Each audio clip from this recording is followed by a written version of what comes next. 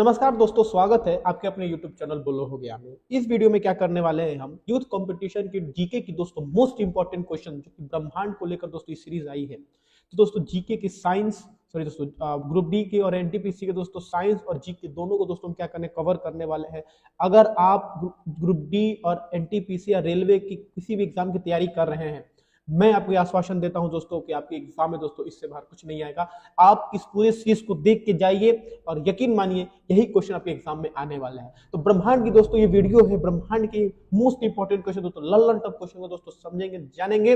दोस्तों वीडियो को लाइक करें, नया तो चैनल को सब्सक्राइब करें दोस्तों, कहीं नहीं मिलेगा दोस्तों, यही मिलने वाला है। तो दोस्तों आप जल्दी से जल्दी क्या कीजिए, सब्सक्राइब कर लें और वीडियो को एंड तक जरूर देखें। देखिए दोस्तों, पहला हमारा क्वेश्चन क्या है। शुक्र वेनस के वातावरण में निम्न गैसों में से ज्यादातर कौन सी शामिल होती है? तो इसका राइट आंसर क्या होगा दोस्तों? Carbon dioxide. देखिए अगर बात करेंगे वेनस की, तो देखिए वेनस जो है हमारे सौरमंडल यानी हमारे सोलर सिस्टम का दूसरा ग्रह है, ठीक है। और देखिए दोस्तों इसे हम पृथ्वी की दोस्तों जुड़वा बहन यानी ट्विन सिस्टर भी कहते हैं। तो देखिए शुक्र के वातावरण में सर्वाधिक कार्बन डाइऑक्साइड गैस पाई जाती है। शुक्र ग्रह के वायुमंडल में 90 से 95% कार्बन डाइऑक्साइड तथा शेष नाइट्रोजन, जल वाष्प यानी आपका वाटर वेपर और अन्य तत्व मौजूद होते हैं, ठीक है। नेक्स्ट क्वेश्चन की तरफ चलते हैं। तो देखिए नेक्स्ट क्वेश्चन क्या दिया है। रात्रि के समय आकाश में मौजूद सबसे चमकीला ग्रह कौन सा है? यानी रात्रि के समय अगर हम आकाश में देखेंगे तो जो सबसे चमकीला ग्रह होगा उसका वो कौन सा होगा दोस्तों? हमारा शुक्र ग्रह। कौन सा होगा? शुक्र, यानी हमारा क्या होगा? वेनस ही होगा, ठीक है ना। याद रखिए वेनस को हम लोग भोर का तारा और शाम का तारा यानी कि morning star and evening star भी कहते हैं, ठीक है ना। मॉर्निंग स्टार कहेंगे या क्या कहेंगे?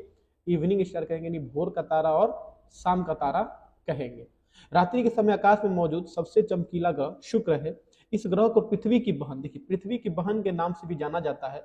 शुक्र ग्रह को भोर का तारा और सांझ का तारा कहा जाता है। यह सूर्य के निकटतम दूसरा ग्रह है, ठीक है ना। चलिए नेक्स्ट क्वेश्चन तक चलते हैं। नेक्स्ट क्वेश्चन क्या है दोस्तों हमारा? किस ग्रह को पृथ्वी की जुड़वा, देखिए वही बात होगी, पृथ्वी की जुड़वा यानी अर्थ ट्विन किसको कहेंगे हम दोस्तों? शुक्र। किसको कहेंगे? शुक्र कहेंगे। शुक्र ग्रह को पृथ्वी की जुड़वा यानी कि पृथ्वी की जुड़वा बहन कहते हैं के रूप में जाना जाता है, क्योंकि ये आकार, घनत्व एवं व्यास। अब देखिए दोस्तों इसमें भी क्वेश्चन बन सकता है कि वो कौन सा ऐसा ग्रह है जो आकार, ग्रह, व्यास में पृथ्वी के समान ही है। तो उसका आंसर क्या होगा दोस्तों? आपका शुक्र हो जाए, ठीक है ना। बुध, शुक्र, पृथ्वी तथा मंगल को पार्थिव ग्रह। देखिए पार्थिव ग्रह मतलब क्या होता है? आपका मरकरी, वेनस, अर्थ, मार्स, मतलब बुध, शुक्र, पृथ्वी, मंगल, इनको पार्थिव ग्रह इसलिए कहते हैं क्योंकि इनके पास दोस्तों क्या है? जमीन है। क्या है? इनके पास जमीन है।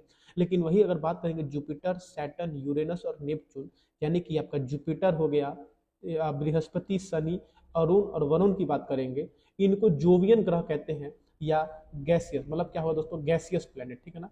क्योंकि किससे बने होते हैं? गैस से बने। इनके पास अपना कोई जमीन नहीं है, ठीक है, धरती नहीं है, तो इनको गैसियस प्लेनेट कहते हैं। नेक्स्ट क्वेश्चन तक चलते हैं।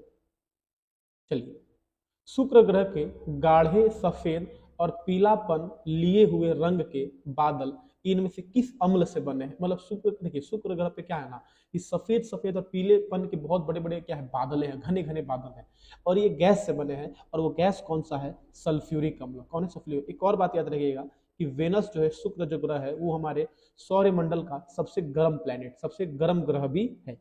शुक्र के चारों तरफ सफेद और पीले रंग के बादलों का एक घना वातावरण है जो कि सल्फ्यूरिक अम्ल, किस अम्ल से बना है? सल्फ्यूरिक अम्ल से बना है। इन बादलों में सल्फर ही पीलापन उत्पन्न करता है, जबकि संपूर्ण बादल का 95% से अधिक CO2 है। देखिए मतलब क्या कहेंगे कि सबसे ज्यादा गैस जो पाया जाता है वो CO2 गैस पाया जाता है, और अम्ल में कौन सा अम्ल पाया जाता है? सल्फ्यूरिक अम्ल पाया जाता है। मतलब 95% जो होगा वो CO2 होगा। शेष 3.5 से लेकर 4% क्या होता है? नाइट्रोजन गैस होता है। हमने पहले क्वेश्चन में भी पढ़ा था यही चीज। कार्बन डाइऑक्साइड की अधिकता होने के कारण यहाँ तापमान अत्यधिक होता है। देखिए सबसे अत्यधिक होता है, यह सबसे चमकीला एवं गर्म ग्रह भी होता है। देखिए दोस्तों इन क्वेश्चंस में ही बहुत सारे क्वेश्चन, देखिए खुद ग्रुप डी के दोस्तों, आरआरबी ग्रुप डी 28/9/2022 शिफ्ट 1 का क्वेश्चन दोस्तों, आप समझिए दोस्तों, ये क्वेश्चन दोस्तों मोस्ट इंपॉर्टेंट है। कहीं मत भटकिए दोस्तों, आपको बोका बनाया जाएगा, लेकिन आपको दोस्तों यहाँ कंटेंट मिलेगा। यूथ कंपटीशन दोस्तों, मोस्ट इंपॉर्टेंट क्वेश्चन दिया जा रहा है दोस्तों, कहीं मत जाइए, देख के जाइए दोस्तों। चलिए नेक्स्ट क्वेश्चन चलते हैं। सूर्य और धरती के बीच की अनुमानित दूरी कितनी है? देखिए सूर्य और धरती के बीच की अनुमानित दूरी कितनी है? तो देखिए दोस्तों राइट आंसर कितना हो जाएगा? बी हो जाएगा, 14.96 इंटू 10⁻7 किलोमीटर। ये टोटल क्या है, हमारी सूर्य से लेकर पृथ्वी तक की दूरी है। सूर्य और धरती के बीच की अनुमानित औसत दूरी 14,96,00,000 किलोमीटर। देखिए दोस्तों, बढ़ते घटती भी रहती है, क्योंकि देखिए दोस्तों क्या है ना, कि ये हमारा, मान लीजिए हमारा सूर्य है, तो सूर्य जो है बीच में ना होकर क्या है, यहाँ या तो यहाँ जगह कहीं प्रेजेंट है, ठीक है ना। अब पृथ्वी क्या करता है, जब उसका चक्कर लगाता है तो देखिए कभी कभी दूरी क्या होती है, बढ़ती है, घटती है, जिसकी वजह से हमारे यहाँ मौसम जो क्लाइमेट कंडीशन से बदलते हैं। जैसे मान लीजिए कभी हमारे यहाँ गर्मी आता है, ठंडी आता है, तो ये दूरी घटने बढ़ने की वजह से होती है। कभी कभी आप देखते हैं कि उत्तरी जो आपका नॉर्थ पोल है, ठीक है, उत्तरी ध्रुव और साउथ पोल है, यहाँ पे गर्मी और ठंडी का मौसम भी आता है, ठीक है। तो टोटल जो मैक्सिमम दूरी जो मानी जाती है, कितनी मानी जाती है, 14,96,00,000 किलोमीटर मानी जाती है, जो कि 14.96 इंटू 10⁻7 किलोमीटर है।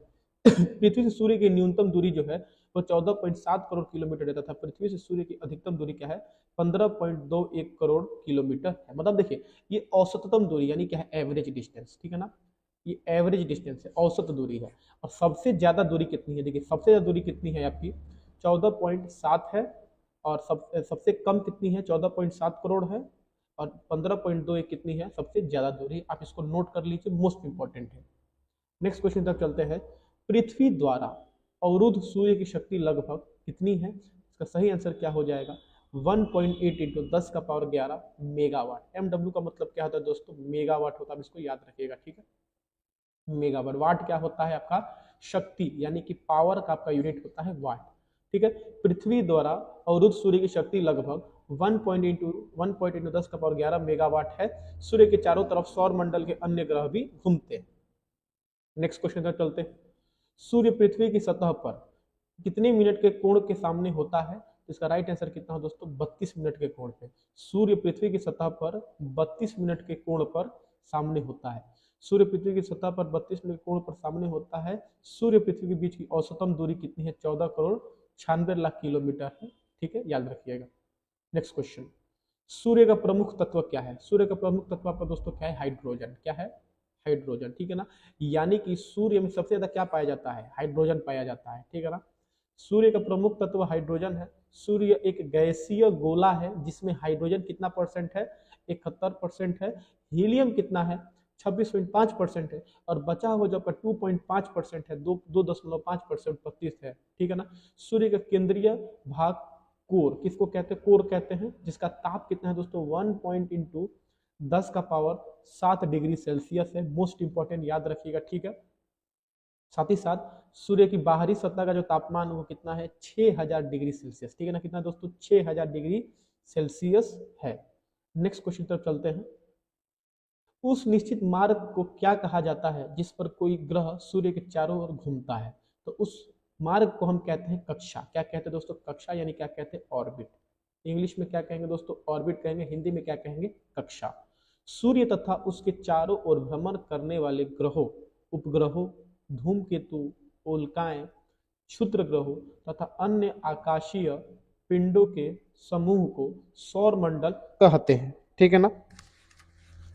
क्या कहते हैं दोस्तों, सौर मंडल कहते हैं। ग्रह सूर्य के चारों ओर जिस मार्ग पर घूमते हैं उसे कक्षा कहते हैं, ठीक है दोस्तों। आशा करता हूं आपको समझ में आ रहा है दोस्तों। आप इसको दोस्तों कॉपी पे दोस्तों नोट करते चलिए। देखिए दोस्तों, मैं आपको गधा नहीं बना रहा हूं, मैं आपको सही माने में दोस्तों आपको सही कंटेंट दे रहा हूं दोस्तों। आप इसको समझिए और इसको तुरंत कॉपी में दोस्तों लिखते चलिए, आप इसको नोट करते चलिए दोस्तों। मोस्ट इंपॉर्टेंट दोस्तों, यहाँ तक कि दोस्तों मैं आपको पीडीएफ भी अवेलेबल करा दूंगा, लेकिन फिर भी दोस्तों आप इसको नोट करते चलिए, ठीक है दोस्तों, क्योंकि आप इसको लिखेंगे तब और समझ में आएगा। नेक्स्ट क्वेश्चन तक चलते हैं, ठीक है। देखिए, निम्नलिखित में से कौन सा वस्तु सूर्य के चारों ओर परिक्रमा करती है, ठीक है, तो ऊपर कट गया है, मैं बता देता हूँ। निम्नलिखित में से कौन सी वस्तु सूर्य के चारों ओर परिक्रमा करती है, तो देखिए ग्रह।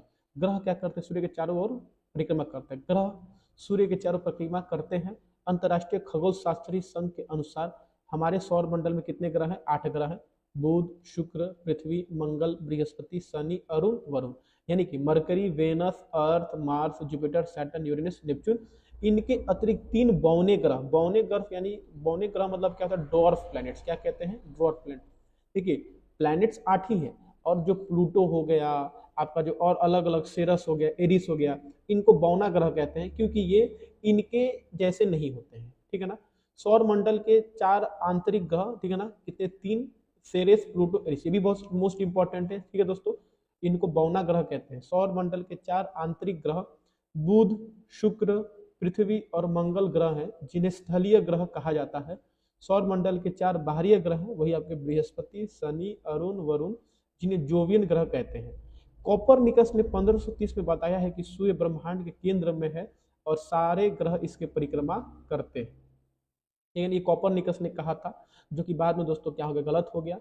इसने कहा था कि सूर्य ब्रह्मांड के केंद्र में, जबकि केंद्र में नहीं है। ठीक है ना दोस्तों। चलिए नेक्स्ट क्वेश्चन की तरफ चलते हैं।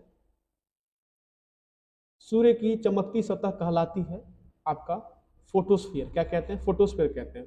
देखिए मतलब देखिए, अब सूर्य है ना, सूर्य आप देखते होंगे सूर्य का जो एक भाग जो होता है, जो बहुत चमकता है, एकदम जो उजले रंग में चमकता है, उस लेयर, उस परत को ही क्या कहते हैं? फोटोस्फीयर। क्या कहते हैं? फोटोस्फीयर कहते हैं। सूर्य के चमकने वाले भाग को प्रकाश मंडल कहते हैं। ठीक है ना, चमकने वाले भाग को क्या कहते हैं? सॉरी, प्रकाश मंडल कहते हैं। प्रकाश मंडल किसी तारे का बाहरी आवरण आवरण होता है तथा सूर्य के संदर्भ में इसके प्रकाश मंडल का ताप 55,000 डिग्री सेल्सियस है। प्रकाश मंडल किनारे प्रकाशमान नहीं होते हैं, क्योंकि सूर्य का वायुमंडल प्रकाश का अवशोषण कर लेता है। सूर्य सौर मंडल केंद्र में स्थित है, जो ऊर्जा एवं प्रकाश का प्रमुख स्रोत है। ठीक है, चलिए नेक्स्ट क्वेश्चन पे चलते हैं। उस निश्चित मार्ग को क्या कहा जाता है जिस पर कोई ग्रह सूर्य के चारों ओर घूमता है? तो उस निश्चित मार्ग को क्या कहते हैं? कक्षा कहते हैं। क्या कहते हैं? कक्षा। अभी हमने बात की थी, क्या कहते हैं? कक्षा कहते हैं। नेक्स्ट क्वेश्चन क्या है दोस्तों? जनवरी 1610 में गैलीलियो गैलीली द्वारा की गई खोज में गैलीलियन के चंद्रमाओं की संख्या कितनी है? तो दोस्तों टोटल संख्या कितनी थी? 3। कितनी? 3। जनवरी 1610 में गैलीलियो गैलीली द्वारा बनाई की गई खोज में गैलीलियन के चंद्रमाओं की संख्या 4 बताई गई है। बृहस्पति के यह उपग्रह इस प्रकार है: गैनीमेड, यूरोपा, आयोवा और कैलिस्टो, तथा सभी उपग्रहों में गैनीमेड सौर मंडल का सबसे बड़ा उपग्रह है। यानी जनवरी 1610 में गैलीली द्वारा की गई खोज में गैलीलियन के चंद्रमाओं की संख्या तीन नहीं, दोस्तों 3 नहीं है, कितनी दोस्तों? 4 है। ठीक है ना, मिस्टेक हो गया दोस्तों, कितना होगा? 4 होगा। ठीक है, 4 होगा। ठीक है, आपका कौन कौन सा? गैनीमेड, यूरोपा, आयो और कैलिस्टियो। ठीक है दोस्तों, मिस्टेक हो गया। ठीक है, तो गैनीमेड, यूरोपा, आयो, कैलिस्टियो, और इन सब में सबसे बड़ा कौन था? गैनीमेड था। उपग्रह मतलब आप यहाँ पे चांद कह सकते हैं। क्या कह सकते हैं? मून। क्या कह सकते हैं? चांद कह सकते हैं। ठीक है, नेक्स्ट एंड्रोमेडा क्या है? आपने दोस्तों एंड्रोमेडा का नाम बहुत सुना होगा। क्या? एंड्रोमेडा। ठीक है ना, एंड्रोमेडा। तो देखिए एंड्रोमेडा क्या है? मिल्की वे की पड़ोसी आकाशगंगा। देखिए आकाशगंगा क्या होती है? आकाशगंगा मतलब क्या होता है? गैलेक्सी। देखिए गैलेक्सी जो होता है, तारों, स्टार्स, ग्रह यानी कि प्लैनेट्स हो गए। ठीक है, साथ ही साथ जो आपके कॉमेट्स, धूमकेतु होते हैं, एस्टेरॉइड्स होते हैं, मीटेरॉइड्स होते हैं, इन सबकी श्रृंखला जब होती है, इनको क्या कहते हैं? गैलेक्सी कहते हैं। क्या कहते हैं? गैलेक्सी। तो जैसे मिल्की वे, हमारी आकाशगंगा का नाम क्या है? मिल्की वे है, जिसमें हम रहते हैं। उसी प्रकार हमारे पड़ोस में जो आकाशगंगा है, उसको हम क्या कहते हैं? एंड्रोमेडा। क्या कहते हैं? एंड्रोमेडा। और एक बात याद रखिएगा कि मिल्की वे की सबसे निकटतम अगर कोई आकाशगंगा है तो कौन सी आकाशगंगा है? एंड्रोमेडा आकाशगंगा है। ठीक है, एंड्रोमेडा हमारी आकाशगंगा मिल्की वे की पड़ोसी आकाशगंगा है। इसे अमावस्या की रात्रि में धब्बे के रूप में देखा जाता है। ठीक है ना, अमावस्या में धब्बे में देखा जा सकता है। इसके 2 उपग्रह आकाशगंगाएं हैं, जैसे जिन्हें M32 और M110 के नाम से जाना जाता है। मोस्ट इंपॉर्टेंट याद रखिएगा। नेक्स्ट क्वेश्चन, रात में आकाश में सबसे चमकीले तारे कौन सा है? ठीक है ना, इसका राइट आंसर क्या हो जाएगा? सीरियस ए। यानी सबसे चमकीला तारा कोई है तो वो कौन है? सीरियस ए है। रात के आकाश में सबसे चमकीले तारे सीरियस ए, जिसे डॉग स्टार क्या कहते हैं दोस्तों? सीरियस ए को क्या कहते हैं? डॉग स्टार भी कहते हैं। तथा ये पृथ्वी से 8.6 प्रकाश वर्ष, ठीक है ना, 8.6 प्रकाश वर्ष लाइट ईयर्स, ठीक है ना, प्रकाश वर्ष यानी क्या हो गया? लाइट ईयर्स दूर है। ठीक है ना, एवं सूर्य के दोगुने द्रव्यमान वाला तारा है। ठीक है ना, मतलब समझे कि हमारा, देखिए हमारा सन भी क्या है? एक तारा है। क्या है? तारा है। ठीक है ना, हॉट सन है, मतलब हमारा सन गर्म। तो ये हमारे सन के यानी सूर्य के द्रव्यमान का है दोस्तों दोगुना। क्या है? दोगुना। और इसका नाम क्या है? सीरियस ए है। इसको डॉग स्टार क्या कहते हैं? डॉग स्टार भी कहते हैं। ये सूर्य से 20 गुना अधिक चमकीला है। सोचिए दोस्तों, ये 20 गुना अधिक चमकीला है और हमसे कितना दूर है दोस्तों? 8.6 प्रकाश वर्ष दूर है। मोस्ट इंपॉर्टेंट क्वेश्चन दोस्तों, आप इस पे स्टार लगा दीजिए। इस पे आपको क्वेश्चन कहीं देखने को मिल सका है ब्रह्मांड में, तो इसको स्टार लगा दीजिए, मोस्ट इंपॉर्टेंट है। नेक्स्ट क्वेश्चन, निम्नलिखित में से भिन्न को चुने। भिन्न मतलब 4 में से एक अलग है, उसको चुने। इसमें आपका जो आंसर होगा क्या हो जाएगा दोस्तों? आपका लुब्धक यानी क्या हो जाएगा, सीरियस। क्या हो जाएगा, लुब्धक क्या हो जाएगा, सीरियस। क्यों? लुब्धक एक तारा है। लुब्धक क्या एक तारा है जो पृथ्वी से 8.6 प्रकाश वर्ष की दूरी पर है। साइरस ए सूर्य से दोगुने द्रव्यमान वाला तारा है। यह महासन तारामंडल में स्थित है तथा रात्रि में सभी तारों से अधिक चमकीला नजर आता है। अब देखिए, अगर बात करेंगे नेपच्यून की, शनि, मंगल की, तो ये ग्रह है। क्या है, प्लैनेट्स। क्या है, प्लैनेट्स। लेकिन सीरियस लुब्धक क्या, एक तारा। क्या है, स्टार, यानी क्या है, तारा है। ठीक है, इसलिए इन चारों में क्या सबसे भिन्न है। नेक्स्ट क्वेश्चन पे चलेंगे। देखिए, हाइड्रोजन, हीलियम और अन्य आयनित गैसों के तारों के बीच धूल के बादल को क्या कहा जाता है? इसको कहा जाता है नेबुला। क्या कहते हैं, नेबुला। और एक चीज और याद रखिएगा, नेबुला में ही स्टार्स का जन्म, तारों का क्या होता है दोस्तों, जन्म होता है। नेबुला में ही तारों का जन्म होता है। नेबुला यानी क्या होता है, निहारिका। अंतर तारकीय माध्यम स्थित ऐसे अंतर तारकीय बादल को कहते हैं जिसमें धूल, हाइड्रोजन गैस, हीलियम गैस और आयनीकृत प्लाज्मा। अब देखिए, एक चीज याद रखिएगा, कोई भी तारा है वो चमकता है तो किसकी वजह से चमकता है, प्लाज्मा की वजह से। उसमें क्या कहते हैं, प्लाज्मा। और प्लाज्मा क्या है, हमारे मैटर यानी हमारे पदार्थ का क्या है, चौथा चौथा रूप है। ठीक है ना, प्लाज्मा, जो कि तारों में पाया जाता है। यह एक ब्रह्मांडी नर्सरी है जहाँ तारों का जन्म होता है। ठीक है दोस्तों, नेबुला में ही तारों का जन्म होता है। नेबुला को हिंदी में क्या कहते हैं, निहारिका कहते हैं। नेक्स्ट क्वेश्चन, इस ब्रह्मांड में दूसरा प्रचुर मात्रा में सार्वधिक तत्व कौन सा है? तो दूसरा सबसे ज्यादा प्रचुर मात्रा में क्या है दोस्तों, आपका हीलियम। क्या है, हीलियम है। ब्रह्मांड में हाइड्रोजन और हीलियम दो सर्वाधिक मात्रा में पाए जाने वाले तत्व हैं। इस संदर्भ में 3/4 हिस्सा हाइड्रोजन है। देखिए, 3/4 हिस्सा क्या हाइड्रोजन है तथा बचा हुआ शेष तत्व हीलियम है। मतलब 1/4 क्या है आपका, हीलियम है, जो कि दूसरा सबसे ज्यादा सर्वाधिक तत्व है। और 3/4 क्या है आपका, हाइड्रोजन है। सबसे ज्यादा मतलब हाइड्रोजन है और दूसरे नंबर पर आपका क्या है, हीलियम है। अतः हीलियम ब्रह्मांड में दूसरा प्रचुर मात्रा में सबसे ज्यादा मात्रा में पाए जाने वाला तत्व है। नेक्स्ट क्वेश्चन पर चलते हैं। हब्बल का नियम क्या कहे दोस्तों, हब्बल का नियम में संबंधित है तो क्या, उष्मा नहीं, खगोलिका। क्या कहेंगे, खगोलिकी कहेंगे। क्या कहेंगे, खगोलिकी। हब्बल का नियम खगोलिकी से संबंधित है।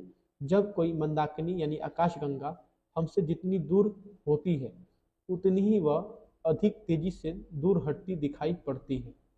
इस प्रकार मंदाकिनी का वेग उसकी दूर के समानुपाती होगा। इसे हब्बल का नियम क्या कहते हैं, हब्बल का नियम भी कहते हैं। हब्बल के नियम से ब्रह्मांड की उम्र 15 × 10⁻⁹ वर्ष आकी गई है।